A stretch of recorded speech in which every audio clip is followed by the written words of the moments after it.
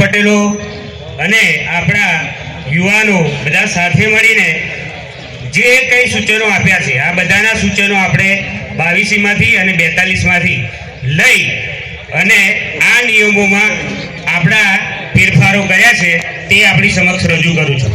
દરેકે ધ્યાનપૂર્વક સાંભળવા. જે અગત્યનું આજની તારીખમાં આપણને જે ખૂબ મુશ્કેલી પડે તેવા મોંઘવારીના મુદ્દામાં આપણે સૌપ્રથમ જન્મમાં કોઈ પણ કુટુંબમાં બાળકનો જન્મ થાય ત્યારે તેની ઘેર ખર્ચો જ આવે છે. તો તે ખર્ચાને નિવારવા માટે ત્યાં ઉડંબડીઓ સદંતર બંધ કરવામાં આવે.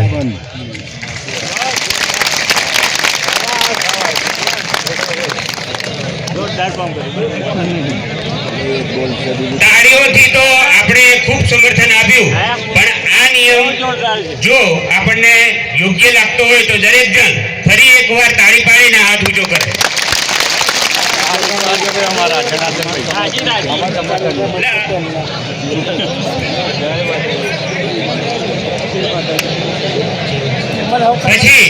પછી બીજો નિયમ, જે બાળકની ભલાઈ અથવા ભલાસ બાધા કરવામાં આવતી હોય છે તેમાં મામાપક સિવાય જે કઈ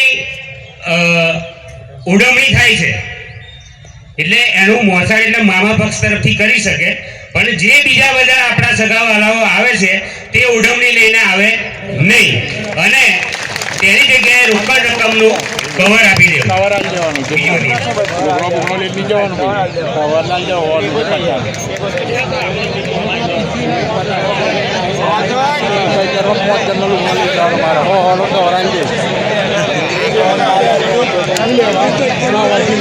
હવે શાંતિ જાળવીશું.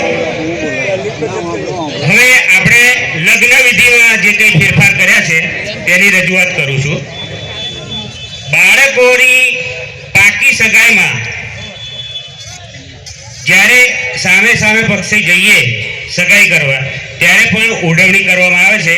આ ઉડવણી સદંતર બંધ કરવામાં આવે.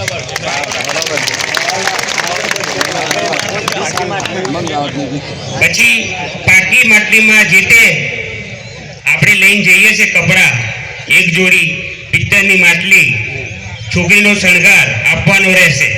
તેમજ દર વર્ષે જો આપવાનું થતું હોય એ દર વર્ષે આપવાનું આપણે નાબૂદ કરીએ છીએ અને ફક્ત સગાઈ વખતે જ આપવાનું રહેશે.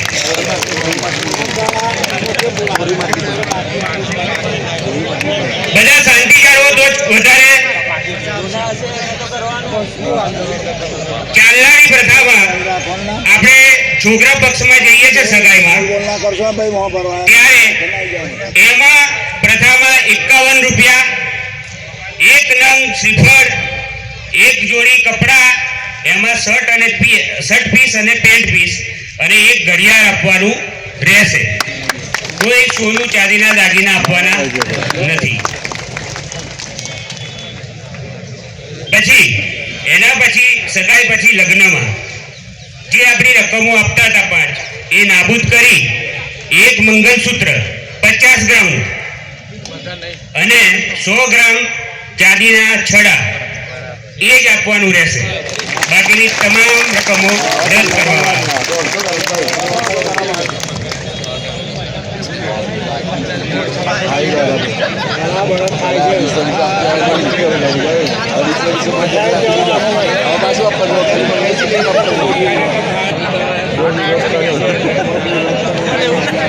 હવે બાકીના જે નિયમો છે બનાવેલા એ સુભાષભાઈ આપશે.